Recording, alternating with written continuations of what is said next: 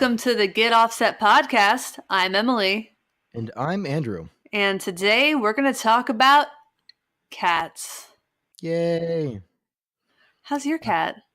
My cat has been a little feisty lately. I honestly don't know what's up, but she is usually the most cuddly, adorable thing, and she still is. Don't get me wrong.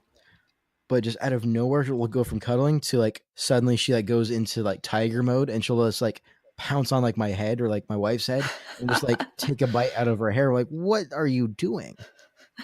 Like, and she, like obviously like she could do a whole lot more damage if she was like really trying to hurt, but like it's also like a little bit more than a love bite. I don't know what's going on, but I don't know. If anybody has any advice for the unwitting cat owner, that would be great. Overstimulation. Or understimulation. Maybe. I think my cat's feeling a little understimulated. She's been a little weird. She normally sleeps in the bed with me every night, but like 3 or 4 nights this week, she just stayed downstairs. It was really weird. It made me kind of sad, but then I didn't have to worry about rolling over onto her. So, you win some, you lose some. Yep. Yeah, because she doesn't sleep at my feet. She sleeps like at my hip. Like I cannot smother this cat. That would make me so sad. Yeah, my cat likes to sleep between my wife and I, and I'm pretty sure it's jealousy. She's just trying to get between us. Because that cat loves my wife. The cat and I have a tenuous relationship. We kind of just stare at each other like, okay, we both live here. That's not changing anytime soon. We gotta work it out. But that's about the extent of our relationship. Yeah, that's pretty much Rick with the cat too. She is definitely my cat. Like we both come here to eat. We both come here for cuddles, and I mean, we're just gonna have to learn how to share. Man, he told me that and I didn't believe him because usually I would come home first from work when I worked downtown, then he'd come home later. And every time I got home, the cat would be so excited to see me. She'd be vocal. She'd be kind of like running around and rubbing up against me and wanting attention. And one day Rick got home before me and I got home and said, "Isn't it so great when she greets you?" And he said, "She's been in her little cat cube until you got home. Like she didn't even come out to say hi." I was like, "Oh." And that's when I realized she was my cat. Wow. Savage. Oh, she's pretty savage. She's like, "Oh, it's you. Where's the other one?" Just kind of looks out from its perch. Oh, it's you. Exactly. Who brought you here? You don't belong. What did you do with Emily? Where's Emily? I'm mad. Yeah. I will accept nothing less than Emily. Mm-hmm. Yeah.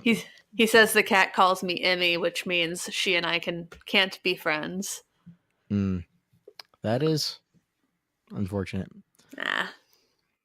So, we should probably get back on topic. As much as maybe someday when I get rich and famous, I will actually start a cats podcast where I'm secretly a dog person and making fun of cats the whole time, but nobody will know. It'll be kind of like Colbert on the Colbert Report, masquerading as a Republican while secretly mocking them for years. Not so secretly.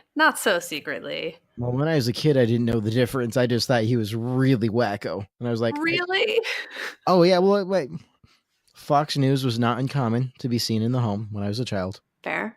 And then Colbert would come and I'm like, okay, like I thought Fox is bad, but Dad, don't we think we're taking this a little too far here? Oh my gosh. I realized it was satire for years. And that's one of those moments when we realize your whole childhood is a lie, but we're also not starting a psychiatry or psychology podcast. So we'll just move on from that. Yeah. Did you ever collect like Pokemon cards when you were a kid? No, I didn't. It was frowned upon in our evangelical community. Oh, because it was gambling?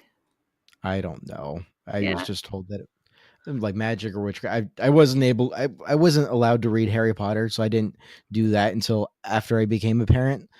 And after doing that, I feel like that should be a requirement for all parents to read Harry Potter before they become parents. Why? I don't really know, but I just have this innate hunch that the world would be a better place if all parents did that. Anyways. Yeah, what did you collect then when you were a kid? Well, we were poor, so not a lot. Mm, sorry. But I'm trying. We'll word that off. It's Yeah. just life. I'm trying to think. I mean, I collected a lot of drumsticks because I was a drummer. I used to have a ridiculous number of drumsticks. Did you collect those, like, collectible cups at McDonald's? My mom still has the Coke glasses from McDonald's. And I bet, she thought those would be really valuable someday. No, it was just for the fun. Yeah. I think there's a couple ways to look at collecting, and I know that, when we were kids, things like comic books and Pokemon cards and Beanie Babies. I collected rocks. That's what I collected. Oh my gosh. Oh, I that's so was sad. that kid. Oh no. That's just like one step up from collecting dead bugs. Um, I don't know. At least dead bugs are interesting. Rocks are interesting. I was a scary little child. I don't know what my parents were thinking with me. Yeah. I don't. Somehow I turned out somewhat all right. Yeah, I think But so. But I mean, we grew up and we got these toys and we kind of justified them as, oh, they'll be collectible. They're collectible. There's only a limited number, so they'll be valuable someday. And then one day we found out they were not. Like a billion people had Pokemon cards, and the limited editions of these comic books that were coming out weren't really that limited, um, and were worth nothing. And as as someone who is an adult, I like to imagine that I can see around the hype, and I know that sometimes I'm not very good at it, and I especially have to check myself when it comes to collectible gear. I think everyone likes to think that marketing doesn't work on them, and one of the big things that people use for marketing is scarcity marketing. So, you just tell people that there's only a limited number of things, and then they're more inclined to buy because they don't wanna miss out. And I mean, I've worked in event ticketing. This is the biggest message that you push is that tickets are moving fast even if they're not. oh yeah, well I was told to push that technique when I was at Guitar Center, and just as a way to sell stuff. On the whole, I only did use that technique when I really believed what I was saying. I tried to be an honest salesman. But yeah, that's as soon as you say that, like look on someone's face, like, oh, the game has changed. This changes everything. Oh, I need to make this decision today. I can't wait until. Right here, right now, instant gratification. The world would come to a screeching halt if I decided no and it was gone. Mhm. Yeah, that fear of missing out is very real, and you see that all the time, and I know that we talked to Rick Matthews about his limited runs, and, I feel like his limited runs, Right. what I really respect about what he does is that when he says he's only gonna make a certain number of things, or he's only gonna make them to a certain day, and then he's never gonna make them again, he really doesn't ever make them again. Right. You got to hold to that if you're going to do it. Yeah, and a lot of people don't, and I know we talked about that a little bit, already, so I won't delve into it too much, but, I think then it gets to the question of what makes something collectible? Like, is it just as simple as making your pedal pink? Because that's something I've seen maybe 5 or 6 times this week alone. Which is super rad. Yeah, and I mean, oh yeah, I've got a friend of mine who's trying to put together a all pink pedal board. I'm like, you chose the right time to do that, bud. Oh, I can't believe it. Like Quiet Theory, Prelude, the pink version, the 1981 is gonna come out with a pink version, and that was literally just this week. Yeah. But does that make it more collectible? Well, it depends on who you talk to. I would argue yes, and but collectible in the sense of like, is it worth that extra bit of money you're paying? Or collectible versus like the whole like what are you getting out of it? Because I think there's two different kinds of people that look at something that says collectible or limited edition, or limited number, and there's two different kinds of people when it comes to that. There's the people that look at that and say someday that's going to be worth a lot of money. Mhm. If I get this now and I hold on to it and I baby it, keep it mint condition, this is going to make me some money. This is my retirement plan, or like this is going to buy me my midlife crisis car, whatever it is. Mhm. I mean, so there's that, and then there's the other kind of person that looks at it and says, "Oh, that's really unique," and I kind of like how that. I feel like that connects with me as an individual. That helps me express myself. That that matches the aesthetic of my specific pedal board. So my friend who's coming with a pink pedal board, he's not buying any of this for the flip value. He wants it because that's what he's going for. It's what he really likes, and by all means, dude, go for it. I mean, but do we really think that the flip value is going to be any higher on a pink 1981? Maybe right up front. I mean, it's easier to ballpark that right out front, but I mean, I guess it's kind of like the stock market. You have no idea when stocks are going to drop and when they're going to jump. And I've seen um, the prices of pedals go up and down over the years for different things, and or guitars, and it's just really hard to tell. Like, here's an example. This is one of my pieces of gear that got away stories. When I was at Guitar Center, we got in this orange sparkle Fender offset short scale. I don't remember. It's like one of those like pawn shop series, super rad looking. I'll have to find it photo for the social media later. I really loved how it looked, and we were selling it for $500. Ooh. At that point, I was like, "Ooh, what can I sell to make this happen?" And like, I was working at Guitar Center, uh, didn't have a whole lot of money, contrary to popular belief. Guitar Center employees not paid that much. Just kidding, not popular belief. Jokes. I didn't have a lot of money to play with, and at that point, it just wasn't a priority, and so I let it go. I had it on layaway for about 2 weeks, and I really wanted to find a way to justify coming up with the money. I just couldn't, Mm-hmm. and so I let it go. I kid you not, like 2 months ago, I was like, what if I did sell something right now and I like got one of those? Because I just is stuck with me in my head of like, oh, that'd be a really great guitar to own someday. And I looked it up and they're selling for over $1,000 Oh now. Like, man. what the heck? Yeah. But there's no way for me to know. And, you know, That pawn shop series, I mean, I don't know if you could have predicted which ones would have done well and which ones would have done poorly. I mean, and then even certain we were talking about colors of petals. I think that the pink um pawn shop offset that I have, I think that sells for more or it is at least harder to find than the other colors. I mean, maybe I don't know. I feel like it's incredibly unpredictable. And it has so much to do with just like the quality of it and how rare is it really? I mean, it's like I had that the gold I still have the gold astronomer and those were going like ow god my cat just bit me. Uh, um and I was just petting her and then she bit me. Um like the gold astronomer and I think even the father those were going for a lot of money if you could find them.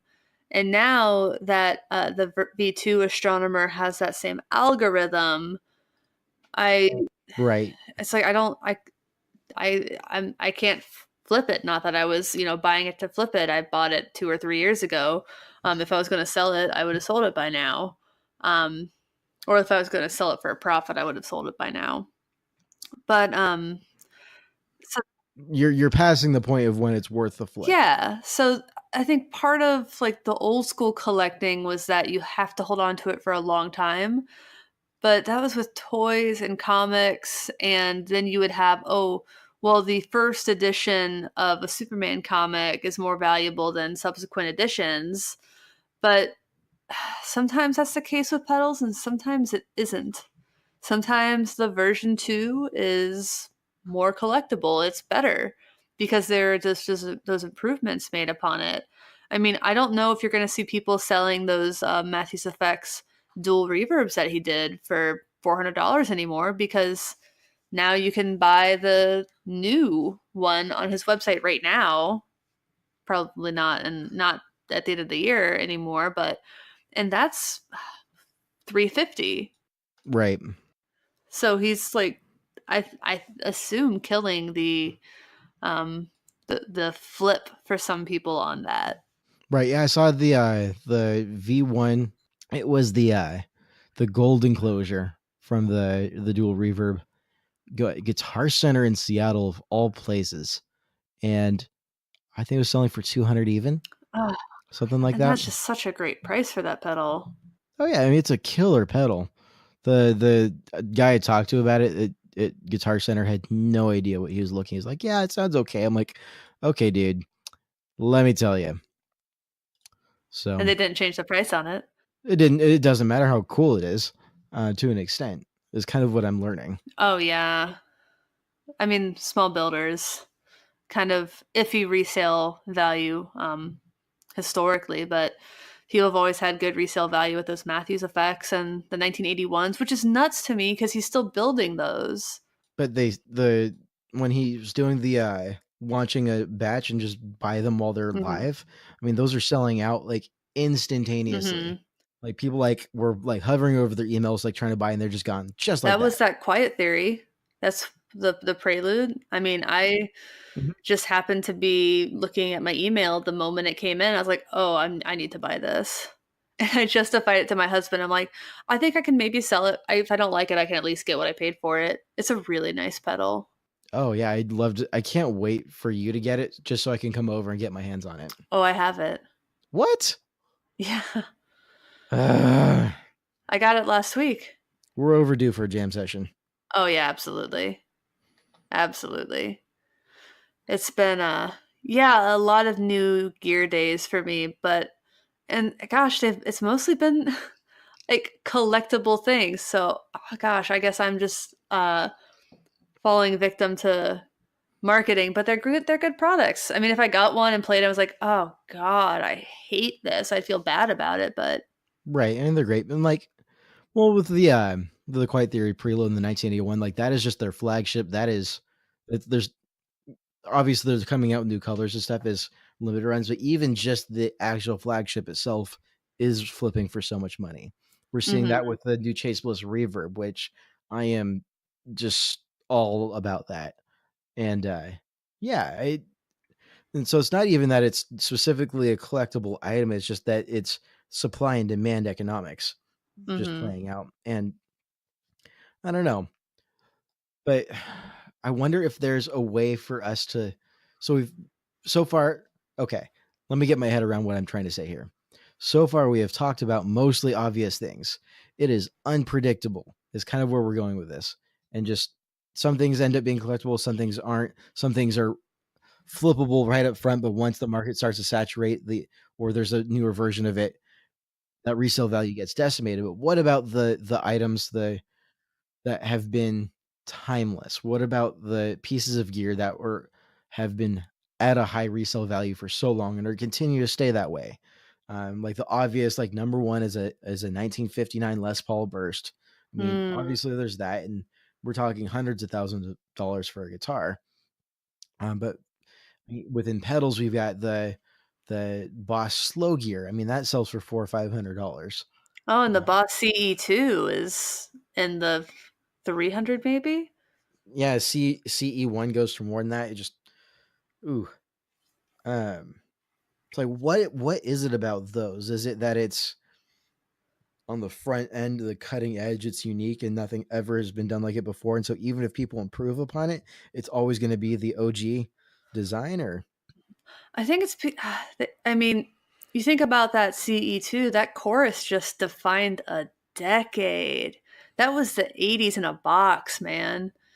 And and there's and people claim that you're never going to be able to replicate that because the certain components aren't available anymore. And I think that's where the old school, like for the actual vintage gear, comes into play because like not all vintage gear is collectible. They aren't all winners. But just I think knowing that when the parts aren't available anymore, when the components don't exist anymore, or there's like special about that batch, it's like is it Stradivarius violins? That wood is never going to exist again. no, No. unfortunately, those are so cool. Yeah. I think it's the idea of never again is a big thing. I mean, you talk about vintage Les Pauls. Other than that, it was first or early, and something that that they still make Les Pauls today, and older ones are still so valuable is astounding. What's more exciting to me is that they're selling Les Pauls for the price that they're at, but who knows? Hopefully, with the old CEO out of the picture, that's going to change. But I mean, if you look at what a Les Paul cost back in 1959 and then you adjust for inflation, it's about the same. If but not just if not co if not, like, less now. I don't know. I'm just looking at like the saturation of the market, and for a dual humbucking guitar that's comfortable to play, that's of high quality. I mean, there's so many better options in the $3,000 to $4,000 range, in my Oh, opinion. yeah. I mean, obviously, people can feel free to disagree with me, but I've played a whole ton of Les Pauls right out of the box from the last couple of years at when I worked at Guitar Center, and I don't know, they just doesn't do it for me. I mean, I had a Les Paul and I hated it. I've played Les Pauls that I really liked, but never for the price tag that they're going for. Yeah, I think I paid 1,200 for the one that I had, and it was so heavy, I couldn't play it. It was not enjoyable. So, and, the idea of, when you touch something, does it give you joy? Not that guitar. But I don't know. I wonder if there's not a way for us to dig into like the whole like collectible and like how do we feel about people who are okay, I'm gonna answer that question before I even finish it.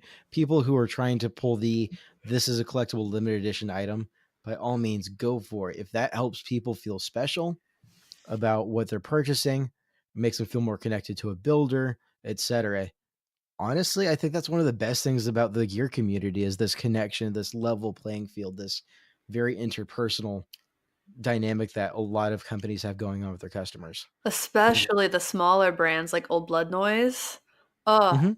I love the custom colors that they do, and it's like every one that they release is better than the one before. It's art. Right, It's self-expression. It's not, and that's not just, like, through the noises that you're getting, it's through those aesthetics. right, right. I think it's very special that you can have a hobby where you can express your personality in so many different ways. I feel that. I definitely geek out over rare gear, hard to find stuff. Mhm. Oh, Uh, yeah. it's like I was on a guitar safari to steal a turn from Joe Bonamassa, and I ran across a couple of love tone pedals. And I don't know if you're familiar; those are made. I want to say like in the '90s. The love tone Big Cheese is like one of the most rare pedals that collectors are always after, kind of a deal. That's not the one I got to see. I saw a couple other from that company. It was just like super cool. Like, I'm like, oh wow, this is like a very rare. I will not likely see these ever again. Oh, isn't that such a cool feeling? And just to sit down and play through it and be like, whoa, I'm experiencing something like really unique here. That's it's a timestamp on a period of time, and just I don't know. It's almost like a time capsule of sorts. I feel like that way when I go play vintage gear in a shop. Oh, man, Big Cheese is on Reverb for $500. Yep, And then $10 shipping, they couldn't even throw in cover the shipping? cost. Nope. So I don't really know. Okay, so where have you heard this pedal? Oh, the Big Cheese. Wilco used it on At Least That's What Yep. You Said, Hmm. which I love that song. Jay Mascis, Jimmy Page, The Edge, meh. Johnny Marr, The Beastie Boys, and Bootsy Collins. Oh, I love Bootsy Collins. Did you just say meh about the edge? Yeah. Oh, Oh, well, oh gosh, so overrated. okay, but okay. Pet peeve here. Saying someone is overrated doesn't necessarily mean that they're a bad person. It just means that you're sick of how other people talk about that person. I think he's a bad guitarist. Okay, now you're really upping the ante there. He's not a good guitarist. I wouldn't say he is amazingly technical. No. I think he was innovative for his time, and I appreciate the influence he's had on a number of genres because it did strike a chord, pun intended, with a lot of people, and there's just a lot of elements of what he did. I don't know. I feel like that's a fair statement to make. Love or hate the guy. Man, I don't know. I was he innovative or was he just the first one who was popular who was doing the things that he did? I would like to say the first one. I don't know enough about the history of the use of dotted eighth delay. Um, so I couldn't tell you. I can tell you, being a guitar player that's played a lot of worship music, I have no choice but to appreciate the impact that he's had on the genre. Of worship music? Oh yeah, if you have a chance, I there's a whole number of guitar tracks I could send you from Hillsong or etc. Move on from there. Bethel, just all the dotted eighth, these ambient sounds that just sound like they got pulled off of a U2 record. Yeah, but does that make Um, him good? I mean, if you, just because he was the one who got ripped off, I mean, but who was he ripping someone off? it makes him influential. I mean, Kurt Cobain was a crap guitar player, but he certainly has influence. And I think there's a lot to learn from him. Yeah, but influential doesn't mean good. I never, I'm not arguing with you on whether or not he's good. I'm just saying, And I can't, I I don't know. can't, I can't say that the Edge wasn't influential, but was he innovative? Is the I question. would say yes. Mm, I could be wrong here, and I'm not willing to make any sort of bets on that. mm-hmm. Yeah, I feel like I'm gonna get some flack for that. You might. That's okay. I likewise. People probably disagree with me as well. Oh So gosh, I can just think about all the guitarists I think are overrated. Should that be an episode? Maybe we should talk about that, overrated guitarist. maybe that wouldn't be a terrible thing to talk about. I feel like that'd be relevant. Might be a little bit more relevant than cats. Maybe. I remember in the Wampler group once someone said that Prince was an overrated guitarist because he could learn Prince's solos later. I'm like, being a parrot doesn't mean you understand the language and doesn't mean you can come up with that yourself. It's just not. Like, yeah, I can do a Prince solo, kind of. I definitely could not write one. I mean, you're talking to a guy who the majority of my recent music career has been in worship music, which is just glorified cover bands. Multiple puns intended. Oh ho ho. That was good. That took me a second. I mean, my most successful band was a cover band, a dance rock cover band. Isn't that so frustrating? Yeah. It kind of, I don't know, it was fun. I didn't have to think about it too much. I just learned how to play the Franz Ferdinand song, and then I learned how to play the Queens of the Stone Age song, and then I got to do them on stage and jump up and down and laugh. Yeah, I had my garage band in high school was called Rainy Thursdays, and we did nothing but covers. I was the drummer for the band, except for one song that we did for the only show that we did, which is the high school talent show, because that's how high school worked for me. And I did Jim Blossom's "Hey Jealousy," Ooh. and I sang it and I played the guitar. I love the Gin Blossoms. That I only did that for a girl who I did not end up marrying, but that's the only reason why I did it. I was scared to death Oh, because I was just most comfortable behind a drum set. But we did Paranoid by Black Sabbath. oh We did Lord. Danny California, and we did Freebird. That Oh, was our closer, was Freebird. you did Freebird? And we rocked it. In high school, to put in perspective, one year in the talent show, we did an original song, and then the next year we did One Arm Scissor. Yeah, that was fun. Nobody got it. It kind of went over some heads in rural Ohio. You have more guts than my high school band did. Yeah. I also did a solo song called Emo Boys, and I got lots of compliments on that one. That sounds so angsty. I just love the title. Oh, it was just complaining about emo boys being whiny babies, pretty much. I think literally there was one of the lyrics was all the all the skinny emo boys are crying, and I'm getting sick of all their selfish whining. And Brendan Urie just crapped himself a little bit. I'll take your word for it. Good times. Good time. So I guess we should do the TLDR version. TLDR. Why don't you tackle this because I'm still processing many things. You're still processing collecting rocks. You know, part of me just wants to edit all of that out of pure embarrassment. But the other half of me was really proud of the rock collection that I had. I think we should leave it in. Okay, I'll just be incredibly embarrassed. It's fine. We'll trade on the embarrassing things, but the TLDR version is if collecting pedals because they're collectible makes you happy, then you should do it if you're a builder, as long as it's quality and as long as people want it, like, keep doing it, but Keep giving us pink petals. It is the year of the pink it petal. is the year of the pink petals. Next year, when I have money, please make it the year of the orange petal, but not any sooner than that. Mhm. Yeah, but if you're buying these, don't be that person who buys something just to sell it for twice what you paid for it. I get how capitalism works. I don't jive with it. I think it's an insult to builders who intentionally try to price things in ranges that are, reasonable for people. And because what we don't want to see is builders making a limited run of something and then charging the price that they know people are going to pay for it anyway. Right. Then nobody's going to be able to afford it. It's going to be exactly what it's like in the ticketing industry, where artists have started charging $200 for the first two rows of their shows because they know that's what people will pay for them later. Yep, definitely feel that. That's a TLDR that I can get behind. Yep. All right. Just general rule: don't ruin the fun for everybody else just because you're selfish.